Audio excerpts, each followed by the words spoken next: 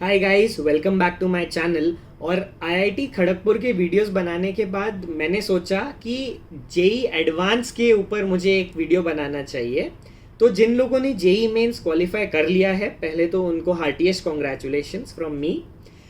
ये अपने आप में एक बड़ा अचीवमेंट है क्योंकि केवल 1.5% लोग ही जेई मेंस को क्वालिफाई कर पाते हैं। अब आ जाते हैं जेई एडवांस की तैयारी के ऊपर।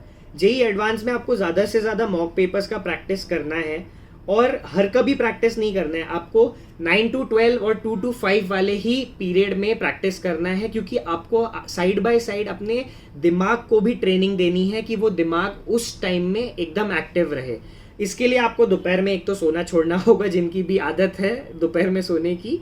तो उसके लिए आपको कुछ ऐसी चीज़ों को छोड़ना पड़ेगा जिसको खाने से आपको नींद आती है। तो कुछ लोगों के केस में आलू हो गया या चावल हो गए, इसको आप छोड़ दें क्योंकि इससे आपका दिमाग स्लीपी होगा। और अगर आप दोपहर में सोते भी हैं और एग्जाम के दिन आप अगर दोपहर में जाके वहाँ बैठे हैं, तो आपके दिमाग को तो आदत है कि भाई अब तो सोने का टाइम हो गया है, लेकिन आपको उसी टाइम पे आपके इंटेलिजेंस की सबसे ज़्यादा ज़रूरत है। तो आपके दिमाग को एकदम अलर्ट रहना है और इसी अलर्टनेस को हमें प्रिपेयर करना है।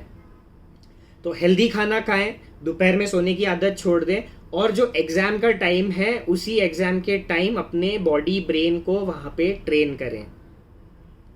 दूसरी इंपॉर्टेंट चीज़ आ गई कि अब पेपर दे दिया, उसके बाद क्या करना है। तो दिमाग नेचुरली थक जाता है इतनी देर बैठे बैठे पेपर देने के बाद, तो आपको अपने दिमाग का ऑयलिंग करना है। ऑयलिंग कैसे कर सकते हैं? एक ही तरीका है, फिजिकल एक्सरसाइज। ये नहीं कि भाई गाने सुन के मेरा दिमाग एकदम सही हो जाता है, ये नहीं करना है। आपको कुछ ना कुछ फिजिकल एक्सरसाइज करनी है, भले ही आधे से 1 घंटा करें, कुछ भी हो सकती है वो। आपने यूट्यूब पे कोई कोरियोग्राफी लगा ली, आपने कुछ डांस कर लिया, जुम्बा कर लिया, योगा कर लिया, साइकिलिंग कर लिया, स्विमिंग कर लिया, दुनिया भर की चीज़ें, कुछ भी फिजिकल एक्टिविटी उठा के कर लो आधे से 1 घंटा। आपके न्यूरॉन्स की एक्टिविटी बढ़ जाएगी, आपका दिमाग थोड़ा रिलैक्स हो जाएगा। इन शॉर्ट, आपके दिमाग की ऑयलिंग हो जाएगी। अब पेपर तो दे दिया, उसके बाद क्या करना है? पेपर देने के बाद आपको उसको अच्छे से चेक करना है कि और इंट्रोस्पेक्ट करना है कि भाई इस पेपर में क्या क्या गलत हुआ, क्या क्या मुझे नहीं आता था इस वजह से गलत हुआ, क्या क्या मैं इस ठीक कर सकता था, बेसिकली क्या क्या कैलकुलेशन मिस्टेक हुई है मेरे से जो कि एग्जाम में मुझे अवॉइड करनी है, क्या मैं कहीं पे अटक गया था और मैंने ईगो पे ले लिया किसी क्वेश्चन को, मैं उस पर अटका रह गया। तो ये सारी चीज़ें आपको एग्ज़ाम देने के बाद एनालाइज करनी है बैठ के, और एनालाइज करने के बाद डेफिनेटली अगली बार उसको अप्लाई भी करना है। ये भी इम्पोर्टेंट ही है। फिर एक और चीज़ जो आप कर सकते हैं, कांस्टेंट डिस्कशन बनाए रखें अपने दोस्तों के साथ। अभी वैसे भी सब घर पे बैठे बैठे प्रिपेयर कर रहे हैं, थोड़ा सोशल होना भी इम्पोर्टेंट है। तो डिस्कस करके एक और चीज़ होती है, अब फालतू चीज़ें नहीं डिस्कस करनी है, जो काम की चीज़ें वही डिस्कस करनी है, क्योंकि time is very important for you. तो जो क्वेश्चंस हो गए कुछ कुछ बहुत डिफिकल्ट, या कुछ कुछ जो टॉपिक्स हो गए जो आपको बहुत अच्छे से आते हैं या आपको नहीं आते हैं, उसको लेके आप अपने दोस्तों के साथ डिस्कस कर सकते हैं। उससे दिमाग में चीज़ें इंटरनलाइज होने लगेंगी, और आप जब किसी को समझाते हो तो उससे आप उसके बारे में ज़्यादा सोचते हो, और आपको सरल से सरल भाषा में किसी को समझाना होता है। तो उसके लिए भी आपको समझाते समझाते ये रियलाइज़ हो सकता है कि शायद मेरा फंडामेंटल इस चीज़ में वीक है। तो ये भी चीज़ एकदम इम्पॉर्टेंट है और ध्यान में रखनी है। फिर उसके बाद आप जो प्रैक्टिस कर रहे हैं वो बीच बीच में कुछ एडवर्स सिचुएशंस में करें। जैसे फॉर एग्जांपल आपने अंधेरे में की प्रैक्टिस, या आपने शोर हल्ले गुल्ले में, टीवी के बैकग्राउंड नॉइस में आपने प्रैक्टिस करी।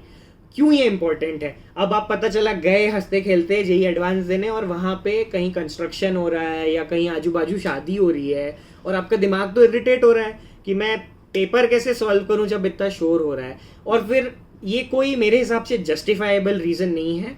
ये माना कि आपके लक फैक्टर में ज़रूर आता है, बट अपने को लक फैक्टर को मिनिमाइज करना है।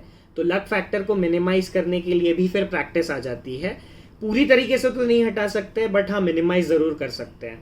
तो हम लोग ने एक दिन शोर में प्रैक्टिस कर लिया, एक दिन अंधेरे में प्रैक्टिस कर लिया, ताकि हम एग्ज़ाम के टाइम पे प्रिपेयर्ड रहें कुछ ऐसी सिचुएशन आने पे। तो पैनिक बिल्कुल भी नहीं होना है एग्ज़ाम के टाइम पे अगर ऐसी कोई सिचुएशन आती है तो, क्योंकि आपने तो ऑलरेडी उस चीज़ को प्रैक्टिस कर रखा है, तो क्या दिक्कत है। एक और चीज़ हो गई कि आप केवल 3 घंटे का ना लेके चलें, आप 2 hours 50 minutes का लेके चले. फॉर एग्जाम्पल आपको पेपर थोड़ा सा लेट मिला है या आपको इन्फॉर्मेशन भरने में थोड़ा टाइम लग गया, तो उस चीज़ को लेके भी पैनिक हो सकते हैं, यार मेरे 5-10 मिनट तो ऐसे ही निकल गए, अब मैं क्या करूँगा.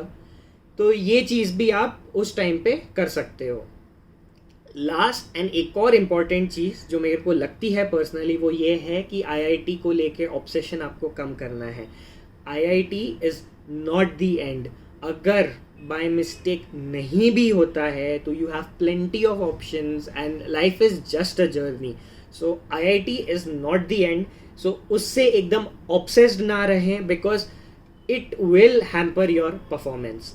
तो ये सब कुछ ऐसी चीज़ें हैं जो मुझे लगता है कि आपको हेल्प करेंगी. तो अगर ये आपको पसंद आई हो तो मुझे कमेंट्स में ज़रूर बताएं, एंड इसके अलावा आपको क्या क्या जानना है वो भी मुझे ज़रूर बताएं. तब तक take care and all the best.